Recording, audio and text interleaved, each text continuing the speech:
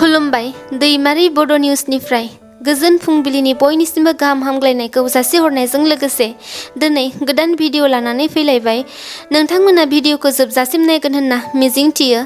फैदो दानिया खौरांफोरखौ खोनासंदिनि। 1991 मायथाइनिफ्रायनो उपेन्द्रनाथ ब्रह्म गोसोखां गेजेर फरायसालिमायाव फोरोंगिरि मावबोबाय थानाय मानगोनां बासिराम बसुमतारिया 2022 आरो 2023 मायथाइनि साबसिन फोरोंगिरि बान्थाखौ बिटिआर सोरखारनिफ्राय मोननो हादों। बिटिआर सोरखार आरो सोलोंथाइ बिफाननि बानजायनायाव 2022 आरो 2023 मायथाइनि फोरोंगिरिफोरनि साबसिन फोरोंगिरि बान्थाखौ थांनाय 5 सेप्तेम्बर खालाराव बाक्सानि सालबारि फरायसालिमायाव फोरोंगिरि सान फालिनायनि गेजेरजों साबसिन फोरोंगिरि बान्था होनाय हाबाफारिखौ नुनो मोन्दोंमोन।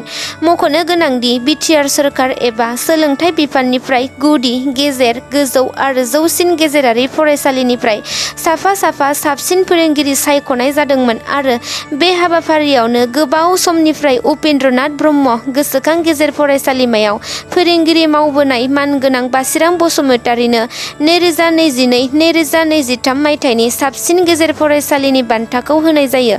बिथाङा उदालगुरि जिल्लानि सिङाव थानाय अरांनि होननानै खौरां बिजोंनिफ्राय मिन्थिनो मोननाय जादों।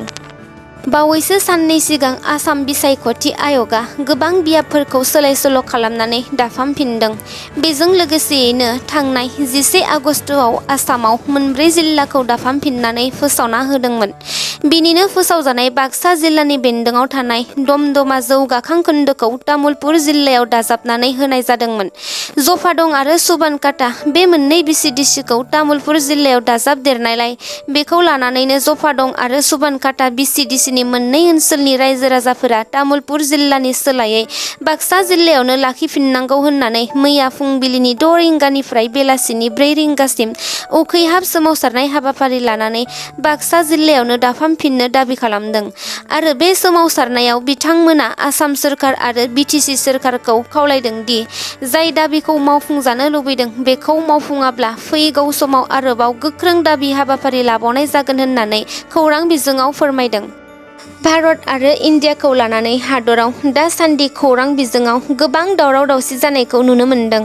थारैनो इन्डिया मुंजों बुहुमाव मिथिजानाय जोंनि हादरनि मुङा भारत जामारसिगोन नामा? दायो बेयो गोबां सावरायजागासिनो दं खौरां बिजोंफोराव। बिनि गेजेरावनो बेरेखा दोलो दिल्लीनि गिबि मन्थ्रि अरबिन्द केजरीवालआ मिरुनि सरकारखौ इन्डिया मुंखौ भारत बानायनो नागिरनायनि सायाव गोख्रों रावजों सोंखारियो। बिथाङा बुङो दि बिजेपि सरकारा फैगौ बिसायख'थियाव भट खम मोनगोनखौ गिनानै हादरनि इन्डिया मुंखौ सोलायना भारत खालामनो नागिरदों होनना। आरोबाव बिथाङा बिजेपि सरकारखौ सोङो दि गाबोन जुदि बिथांमोननि मित्रजोट दोलोआ भारत मुं लाब्ला 6 मिरु सरकारा हादरनि मुंखौ बिजेपि लाखिगोन नामा होनना। मख'नो गोनांदि बावैसो सिगां बेरेखा दोलोफोरा लोगो नांनानै गावसोरनि मित्रजोट दोलोखौ इन्डिया मुं लाखिनायनिफ्रायनो हादराव इन्डिया भार्सेस भारतआ गोबां खौरां बिजोङाव दावराव जानायखौ नुनो मोन्दों। दासान्दि हादोरनि सिङाव मोनसेनि उनाव मोनसे रेल जाब्रबथाय जानायखौ खोनानो मोनबाय थायो। थिग बेबायदिनो आसाम रायजोआवबो रेल जाब्रबथाय जादों। बराक हायेननि रेल लाइनआव हरखाबै मोब्लिब खुन्थिया बायनानै गोग्लैदों आरो हरखाबै लाखिनो गोनां जायो।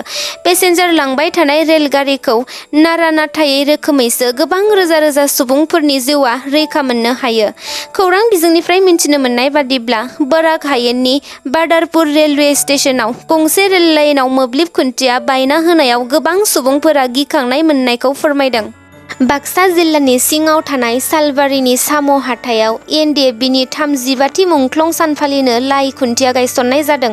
बे लाइ खुन्थिया गायसननाय हाबाफारियाव बारग' एनडिएफबि आफादनि दैदेनगिरि आरो आथिखाल बिटिआरनि एमसिएलए बि सावरायगोराया बाहागो लानानै खौरां बिजोङाव फोरमायो दि फैगौ 14 सेप्तेम्बर खालारखालि बर' हारिनि बिर जोहोलाव मुंख्लं बिथांमोननि गोसोखांथियावनो खुंफुंनाय जागोन होनना फोरमायो आरो बयबो ओनसोलनि रायजो-राजाफोरखौ लोब लोब फैनानै मदद होनो खावलायो। थांनाय मैयानि सानाव इउपिपिएल दोलोआ 40 नं रौता बियाबाव वर्कार मिट हाबाफारि लानाय जादोंमोन। बे हाबाफारियावनो गाहाय आलासि महरै बिटिआरनि गाहाय मावफुं सोद्रोमा प्रमद बर' आरो 40 नं रौता बियाबनि इएम डक्टर निलुत सरगियारिजों लोगोसे ओनसोलनि गोबां रायजो राजाफोरा बे वर्कार मिट हाबाफारियाव बाहागो लायो। बे हाबाफारियाव बाहागो लानानै मानगोनां प्रमद बर'आ खौरां बिजोङाव माखासे बाथ्रा बुङो दि रौता बियाबाव गोबां आसनिफोर दं, बेफोरखौ मोनसे मोनसे फारि फारि मावलांगोन। बे बोसोरनिफ्रायनो गासैबो खामानिफोरखौ जागायगोन होननानै फोरमायो आरो रौता बियाबाव गंसे स्टेडियाम बानायगोन, गंसे सिनेमा हल बानायगोन, सिगांनिफ्रायनो लालपुलाव फुड पार्क बानायगासिनो आरो गंसे अर्गानिक इउनिभार्सिटि बानायगोन होनना खौरां बिजोङाव फोरमायो। लोगोसे गासैबो माहारियारि आफादफोरनि मावखुलिखौबो फिन लुफिनजागोन होनना फोरमायो। धेमाजि जिल्ला खौसेथि बर' सुबुं गौथुम आफादनि मोनसे जाफुंसार हाबाफारि। मैया धेमाजि जिल्लानि सिङाव थानाय 4 नं केकजुरि निरुपमा हागजेर बर' गेजेर फरायसालिमायाव धेमाजि दख'रा खौसेथि बर' सुबुं गौथुम आफाद दाफुंनाय जायो। बे हाबाफारियाव मिरु खौसेथि बर' सुबुं गौथुम आफादनिफ्राय गोबां सोद्रोमाफोरा बाहागो लायो। आखान्थि आफादगिरि मानगोनां किशोर दैमारि, रुनुस रामसियारि, चक्रधर नार्जारि आरो मिलनसन बसुमतारि बिथांमोना फैनानै हाबाफारिखौ जाफुंसार खालामफैयो। धेमाजि दख'रानि गोदानै बिबानखौ मोननो हायो आफादगिरि महरै लासित गयारि आरो नेहाथारि महरै सक्ति बसुमतारि बिथांमोनखौ सायख'ना होनाय जायो। भारतनि सा-सानजा हादोर मणिपुर रायजोआव दासिमबो हिंसायारि जाथायफोरा जोबनानै थाङाखै। बेफोर हिंसायारि जाथायनि समाव मणिपुरनि आइजोफोरनि सायाव जिनाहारि, रैखाथि गैयै, मानहानि खालामनाय, दाय गैयै सुबुंफोरनि जिउ खहा जानाय, गोबां न'-बां सिलिंखार जानांनानै दुंहाव थासारियाव भारतनि मोनसेबो राजखान्थियारि दोलोआ दासिमबो गोजोन थासारियाव लाबोना होनो हायाखै। बे मणिपुर रायजोनि दुंहाव थासारिखौ लानानैनो जथाय हादोरा मणिपुरनि हिंसायारि जाथायनि सायाव गोख्रों अजद होनायखौ नुनो मोन्दों आरो जथाय हादोरा बुंबावदों दि भारत सोरखारा बे हिंसायारि जाथायखौ सुग्लायहोनो हायैनि थाखायनो मणिपुर रायजोआव दासिमबो जाथाय सोमजिनायजों लोगोसे मणिपुरनि आइजोफोरा रैखाथि मोननो हायाखै, बबेखानि मणिपुरनि हिंसायारिखौ थि समाव दबथायनानै होनो हायाखै होनना बुंदों। जथाय हादोरा खौरां बिजोङाव गोख्रोङै थांखिनानै भारत सोरखारनिसिम खावलायहरबावदों दि मणिपुर रायजोनि जाथायनि सायाव दुथांफोरखौ गोख्रोङै राहा लानो नांगौ आरो थाबैनो गोजोन थासारि लाबोनानै होनो नांगौ।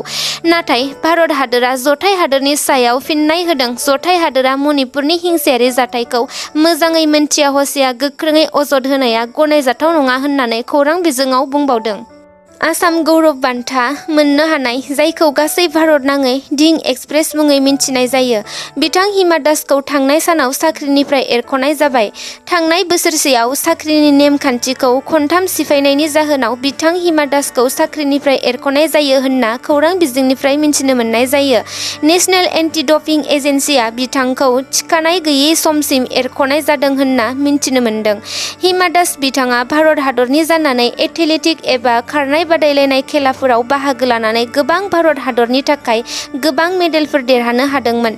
बेखायनो बिथां हिमा दासखौ आसाम पुलिस बिफानाव DSP साख्रिबो होनाय जादोंमोन, नाथाय दायो साख्रिनिफ्राय एरख'नाय जादों। दिनैनि खौरांफोरा एसेनोसै। भिडिअखौ नायनानै मोजां मोनदोंब्ला नोंथांमोना अन्नानै लाइक, शेयार, कमेन्ट आरो साबस्क्राइब खालामनानै होदो। गोजोन्थों।